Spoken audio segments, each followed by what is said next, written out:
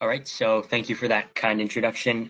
Today I'm going to be giving more of an expository talk on deep learning based remote sensing for building damage assessment, particularly post natural disaster, representing some of the latest opportunities using machine learning and artificial intelligence to address climate adaptation specifically, given that due to climate change, the intensity and frequency of natural disasters is only increasing, and that will only continue unless we take strong steps to mitigate climate change. And while climate change mitigation is important, climate change adaptation can be just as important. So just a little background on this research. The fact that natural disasters, like I said, are increasing in frequency and intensity due to climate change, causing 60,000 deaths a year. Now, some of these could include extreme weather events like hurricanes and tornadoes, which are indeed being affected by climate change, but other ones less directly, such as earthquakes, which are obviously devastating, volcanoes, and other things like this.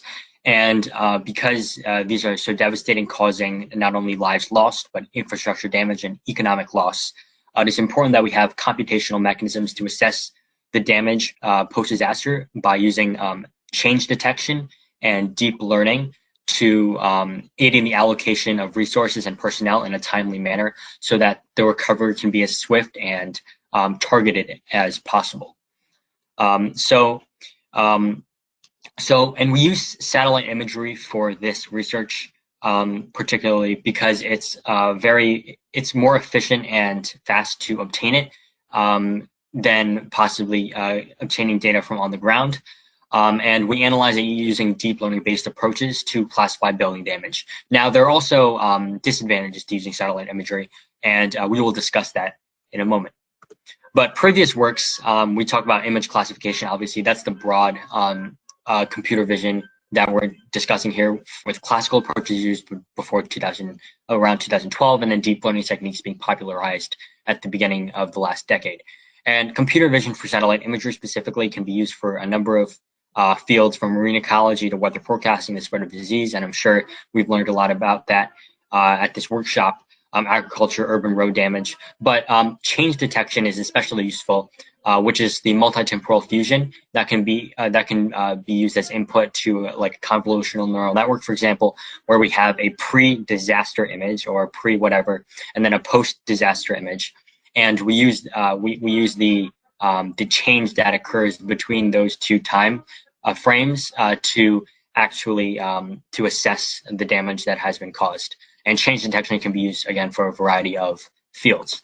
But specifically, when we talk about building damage assessment and climate change adaptation, using satellite imagery, there have been recent works in the literature using semantic building segmentation. As we see on the right, we see, for example, that the buildings marked in green are those that have not been destroyed, and those that are in red have been destroyed. That is a more binary classification, but we also see cross-region transfer learning.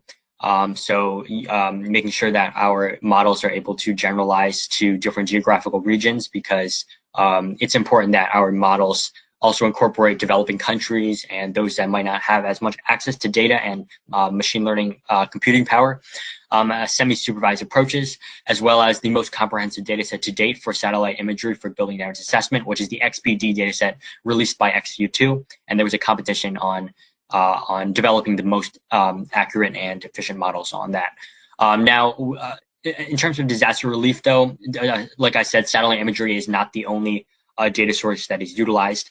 Social media is actually another source of data that is widely used in two ways. Number one, with natural language processing. So when you, for example, you take tweets or Facebook posts or Instagram, and you take the text of those during a disaster in the disaster-prone locations, and you use natural language processing to assess what is going on and where.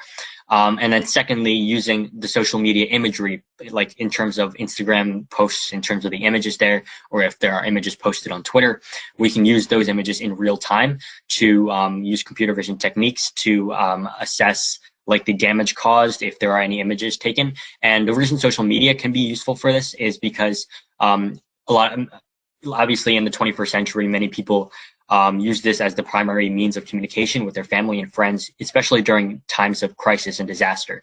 So that's another way. An advantage of social media over satellite imagery is that it could be less costly to obtain. So that's another way. But in this presentation, I'm going to be presenting some of my current and ongoing work pertaining to this topic, and then propose some future work in the area. And the way we contribute in this particular work, which is ongoing, is in the interpretability of the machine learning models in a quantitative and qualitative manner. And interpretability, for those that are not as familiar with machine learning, is the degree to which a human can understand the cause of a decision of a machine learning algorithm. And when we see a deep learning or machine learning model that is uninterpretable, or where we don't actually know what's going on in the inner workings and we don't actually understand the cause of that decision, the predictions that it's making, that is called a black box model. And the reason we want to avoid black boxes is so that our end users are able to deploy this technology, as well as to prevent unforeseen biases in terms of like geographical biases or biases against certain like types of disasters, because we want to have a comprehensive model that could be applied in many locations, as well as in the event of various types of disasters, from hurricanes to wildfires. The research process we took was first data set analysis, and then developing a baseline model to classify building damage based on the post-disaster image only, and then to develop improvements to the baseline model to classify building damage based on other aspects of the image, pre-disaster image, and disaster type, and then comparing the results, so using the different modalities of input and seeing the different efficacies of these models, and then to understand exactly what these networks are learning, leading to more interpretable models, and also developing qualitative representations in terms of gradient class activation maps, and which are essentially saliency maps that can be deployed in a mobile app, or and we really focus on that aspect of having this actually in the real world. So the XBD dataset, which is the most comprehensive dataset to date regarding this topic, includes data from around the world, as well as uses a novel joint damage scale, which classifies each building from no damage to destroyed. So this is and there's 4 categories. So this is not a binary classification. But importantly, this data set includes imagery from pre-disaster and post-disaster. So we see on the right, for example, there is an example of pre-disaster and post-disaster imagery. We pre-process the data, so creating building crops for per building analysis, discarding small and concrete buildings, and training on an equally distributed data set for this particular presentation. Now, the baseline model we train on the post-disaster image only. In terms of the model specifications, we use a ResNet 18 CNN architecture pre-trained on ImageNet data. We use cross-entropy loss, but we later experiment on different loss functions for optimization. We train on 12,800 building crops using an Atom optimizer with a learning rate of 0.001 using NVIDIA Tesla K80 GPUs. And so what we realize is that, well, first we also, besides the baseline model, we also train some improvement models. So again, like I said, experimenting with a pre-disaster image and a disaster type, as well as using different loss functions from ordinal cross-entropy loss, which is essentially cross-entropy loss, but we also include an ordinal scale, in that this loss function takes into account the distance between the ground truth and the prediction, which is important when we have a scale, such as the joint damage scale, where we have no damage, minor damage, major damage, and destroyed, other than instead of, for example, a classification problem that was simply like cat, dog, fish, or something that isn't on the scale. We also try mean squared error. The other aspects remain the same for this particular ablation study. We see that as we move on to the right on this table, we increase in accuracy, as well as when we move down, we generally increase in accuracy. With we see that when we include more type modalities of data, labeled data, then we actually increase in accuracy, as well as we find that the ordinal cross-entropy loss function is the most useful for optimizing our models in terms of when we use the metric of accuracy.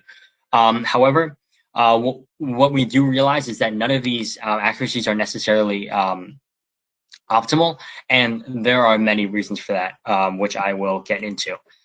So even though this data set is the most comprehensive data set in the field, we see that there are reasons for non-optimal accuracy, including that as the authors of this data set have acknowledged that the difference between minor damage and major damage classifications is not necessarily very distinct, and can be confused for both humans looking at it or AI, and therefore that is a challenge with introducing non-binary classification data sets for this damage assessment. In addition, though, we do realize that ordinal cross-entropy loss is the best criterion for optimizing our models, and this contributes to the study of interpretability by understanding what modalities of input are important and how the model is understanding that information. But further, there are a lot further ways that we can investigate this aspect. Particularly qualitative interpretability using gradient class activation maps on our baseline model, showing where in each building crop that the model was able to so-called see and understand, like where what led it to its decision. And so we see some examples of this here. That's another way we can investigate this. And yeah, so the bottom line is that interpretability in disaster relief models are really important because they lead the way for more effective and efficient damage assessment and allocation of resources, saving lives and property, which is increasing with climate change. And so future work in this field in terms of damage assessment with deep learning as a whole, other opportunities including other modalities of input, such as incorporating like neighboring buildings, like the ground truth that we know, if that is labeled as another modality of input. And then also different combination methods of the pre-disaster image and post-disaster image. In this case, we simply concatenated along the RGB channels for change detection. However, there are other works that are investigating, like comparing like if the efficacy of these models are improved, whether we concatenate them in a different way, or if we train, for example, 2 different convolutional neural networks on each one and then try to combine that in an interesting way.